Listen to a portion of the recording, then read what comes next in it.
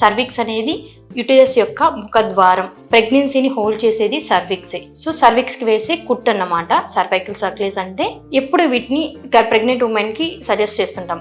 అందరికీ ఇది సజెస్ట్ చేయం, కొన్ని సందర్భాలలో మాత్రమే ఇండికేట్ చేస్తుంటాం. రొటీన్ స్కాన్స్ లో కానీ సర్విక్స్ లెంత్ తక్కువగా అనిపించినప్పుడు, అంటే there is a risk of abortions and preterm labours short cervix వలన.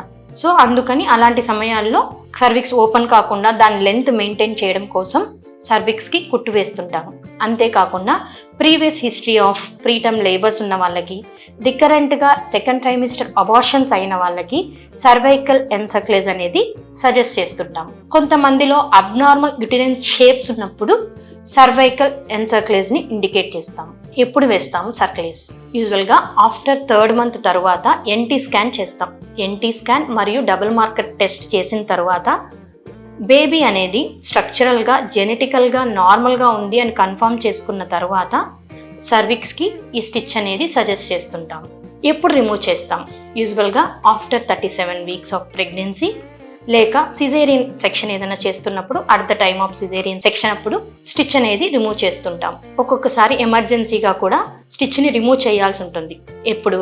పేషెంట్కి ఎక్కువగా బ్లీడింగ్ అవుతున్నప్పుడు, లేక ఉమ్మనీరు పోయినప్పుడు, పెయిన్స్ అనేవి ముందుగా స్టార్ట్ అయిపోయినప్పుడు స్టిచ్ని రిమూవ్ చేయాల్సి ఉంటుంది.